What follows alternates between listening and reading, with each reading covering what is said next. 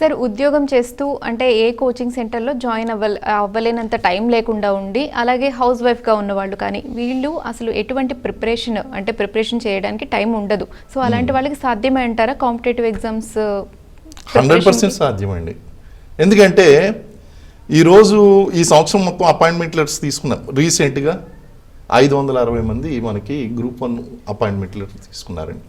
అందులో అప్పుడే సెలెక్ట్ అయ్యి డిగ్రీలు పూర్తి చేసుకుని వచ్చినటువంటి వాళ్ళు ఉన్నారు. 10 సంవత్సరాలు చదువు వదిలిపెట్టేసి ఫ్యామిలీ లైఫ్ లీడ్ చేస్తూ వాళ్ళ పిల్లలు 10th చదువుతున్నారు, ఇంజనీరింగ్ కూడా వెళ్తున్నారు. నా స్టూడెంట్ అండి, వాళ్ళ అబ్బాయి ఇంజనీరింగ్ జాయిన్ అవ్వడానికి భోపాల్ వెళ్తున్నారు.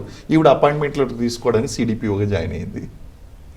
సో వాళ్ళ పిల్లలు కూడా ఉద్యోగం చేసే స్టేజ్కి వచ్చినప్పటికీ ఉద్యోగాలు సాధించారు. మరి what makes them to got the success అంటే వాళ్ళు ఒక ప్రణాళిక ఫాలో అయ్యారండి. అప్పుడే చదువుకున్నటువంటి వాళ్ళకి కావాల్సిన ప్రిపరేషన్ ఎలా ఉండాలి, చదువు వదిలిపెట్టేసి తర్వాత మళ్ళీ ఈ ట్రాక్లోకి రీస్టార్ట్ అంటారు, దీన్నే రీస్టార్ట్ అంటారు. ఈ రీస్టార్ట్ చేసేటువంటి వాళ్ళ యొక్క ప్లానింగ్ ఎలా ఉండాలి అనేటువంటి తెలుసుకుంటే కనుక వీళ్ళు బేసిక్స్ నుంచి స్టార్ట్ చేయాలి. వీళ్ళైనా వాళ్ళైనా బేసిక్స్ అండి. ఫౌండేషన్ కోర్స్ అనండి, బేసిక్ కోర్స్ అనండి, 10th క్లాస్ నుంచి చదవడం అనండి, ఎవరైనా సరే కొన్ని విషయాలు నేర్చుకోవాలి. జనరల్ స్టడీస్ అనేటువంటిది కామన్ ప్రిపరేషన్.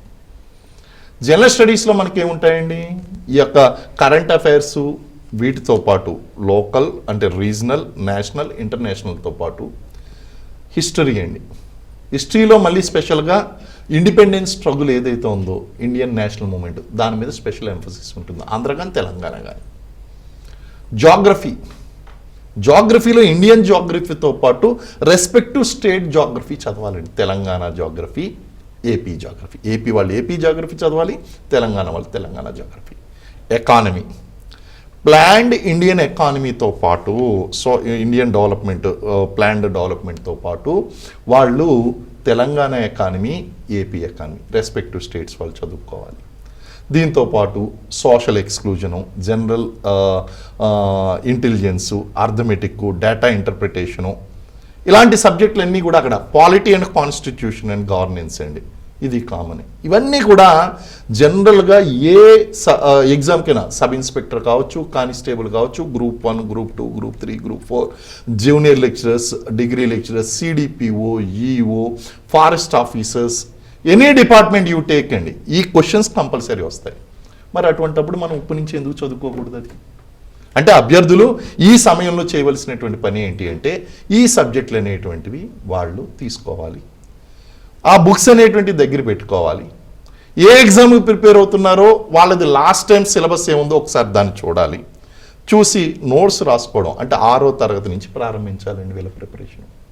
6వ తరగతి నుంచి ప్రారంభం. అంటే 6వ తరగతి అంటే 6వ తరగతి చదువుతున్నప్పుడు కదండి, 6వ తరగతి పుస్తకం తీసుకుంటారు.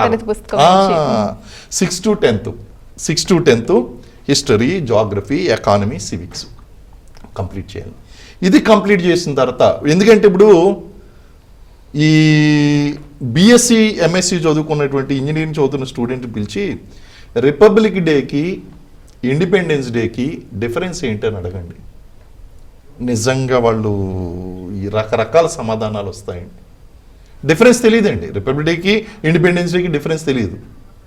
రిపబ్లిక్ డే అంటే ఎందుకు జరుపుకుంటారని అడిగితే వాళ్ళు టోటల్గా అనిపిస్తుంది. అదే కనుక మీరు బేసిక్స్ చదివారనుకోండి, భారత రాజ్యాంగాన్ని రచించడానికి 2 సంవత్సరాల 11 నెలల 18 రోజులు పట్టినప్పటికీ కూడా మనం January 26ని మనం మన రాజ్యాంగాన్ని ఇంప్లిమెంట్ చేసుకోవాలి. కాబట్టి ఎందుకంటే అప్పుడు 1930లో మనం జెండా ఎగరవేసాం, లాహోర్లో జెండా ఎగరేసాం ఆ రోజున. సో ఆ రోజున ఎంచుకున్నాం కాబట్టి దాన్ని రిపబ్లిక్ జరుపుకుంటున్నాం అనేటువంటి విషయం ఈ బేసిక్స్ చదువుకున్నటువంటి వాళ్ళకి తెలుస్తుంది. అలాగే ఏ కాంపిటేటివ్ ఎగ్జామ్స్ తీసుకున్నా సరే, సబ్ ఇన్స్పెక్టర్, కానిస్టేబుల్, లేకపోతే సిడిపిఓ, ఈఓ, గ్రూప్ 1, గ్రూప్ 2, ఈ 6th నుంచి 10th వరకు ఉన్నటువంటి ప్రశ్నలు ఒక 4-5 ప్రశ్నలు, 10 ప్రశ్నలు అయితే పడతాయండి అందులోంచి. ఇది చాలా ఇంపార్టెంట్. సరే, ఇప్పుడు ఆర్ట్స్ విద్యార్థుల దగ్గరికి వద్దాం.